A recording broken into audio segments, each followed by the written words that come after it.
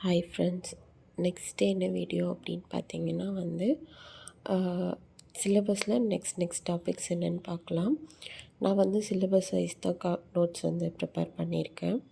So next binding energy. So there is 2 definitions for binding energy. எது உங்களுக்கு ஈஸியாக இருக்கோ அது அப்படி ஞாபகம் வச்சுக்கோங்க.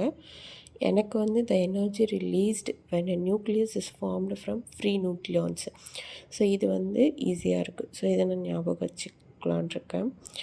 ஸோ என்ன பைண்டிங் எனர்ஜினா என்னென்னு பார்த்தீங்கன்னா ஸோ நியூக்ளியான்ஸ் எல்லாம் சேர்ந்து, that is protons and neutrons, இது ரெண்டும் சேர்ந்து ஒரு நியூக்ளியஸ் ஃபார்ம் ஆகும்போது சம் எனர்ஜி ரிலீஸ் ஆகும்ல. So that is called binding energy.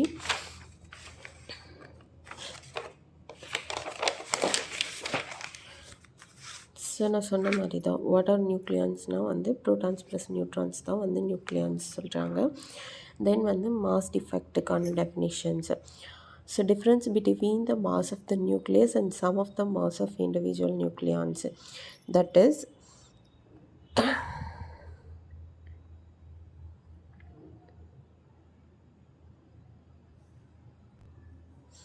Is இங்கே எழுதியிருக்கிறதோட formula ∆m is equal to ZMP plus ZMN minus mass of the nucleus. So difference between mass of the nucleus and the sum of mass of individual nucleons. So இதுதான் mass defectக்கான formula. So E is equal to del mc. We all know that E is equal to mc square, that is Einstein equation. So இதில் ஈங்கிறது binding energy, del எம்ங்கிறது mass defect, C speed of light. So இதை base பண்ணி நமக்கு questions வர்றதுக்கும் chances இருக்குது. So they will give binding energy and speed of light and ask us to find mass defect. So அந்த மாதிரி questions வர்றதுக்கும் chances இருக்குது. ஸோ இம்பார்ட்டண்ட் பார்த்தோன்னா மாஸ் டிஃபெக்ட்டுக்கான ஃபார்முலா அண்ட் தென் பைண்டிங் எனர்ஜிக்கான ஃபார்முலா, இது ரெண்டும் இம்பார்ட்டண்ட்டாக ஞாபகம் வச்சுக்கணும். இந்த மாஸ் டிஃபெக்ட் ஃபார்முலாவில் ஸோ ஆல்ரெடி சொன்னது தான், மாசஸ் ஆஃப் இண்டிவிஜுவல் நியூக்ளியான்ஸ்னால் ZMP Z number of protons, அதே N number of neutrons, MPMN masses of proton and neutron, that is masses of individual nucleons. Capital M mass of the nucleus. So next binding energy per nucleon. இதை எந்த யூனிட்டில் measure பண்ணுவாங்க அப்படின்னு பார்த்தீங்கன்னா electron volt or million electron volt. So binding energy per nucleon which is equal to total binding energy divided by mass number A. So இது எதுக்கு use ஆகுது அப்படின்னா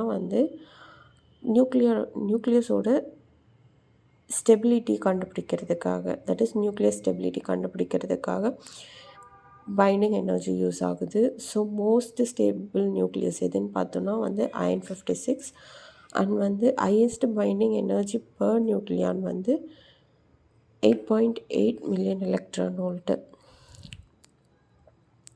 ஸோ கன்வர்ஷனில் வரும், ஏஎம்யூவில் கொடுத்துருப்பாங்க, அது மில்லியன் எலக்ட்ரான் வோல்ட்டுக்கு மாற்ற சொல்லியிருப்பாங்க. அப்படி இல்லைன்னா மில்லியன் எலக்ட்ரான் வோல்ட்டில் கொடுத்துட்டு ஏஎம்யூக்கு மாற்ற சொல்லியிருப்பாங்க. அப்போ இது யூஸ் ஆகும். ஒரு AMU atomic mass unit which is equal to 931.5 million electron volt. So fusion பார்த்திங்கன்னா எனர்ஜி ரிலீஸ் ஆகும்.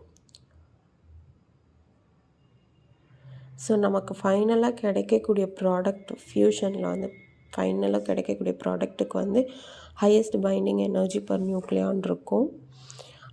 And then binding energy less than 0வாக இருந்துச்சுன்னா unstable, binding energy greater than 0வாக இருந்துச்சுன்னா stable, and then binding energy is equal to 0னா அப்போ ground ஸ்டேட்டாக. Binding energy இப்போ நியூக்ளியான் இன்க்ரீஸ் ஆகுது அப்படின்னா கூலும் ரிப்பல்சிவ் ஃபோர்ஸ் ரெடியூஸ் ஆகும். ஸோ ஆல்ரெடி சொன்னதே தான், binding energy the missing energy that keeps nucleus together. So that is called binding energy. So இன்றைக்கி இது வரைக்கும் போதும். நெக்ஸ்ட்டு வீடியோஸில் அடுத்தடுத்த டாபிக்ஸ் என்னென்னு பார்க்கலாம். தேங்க்யூ.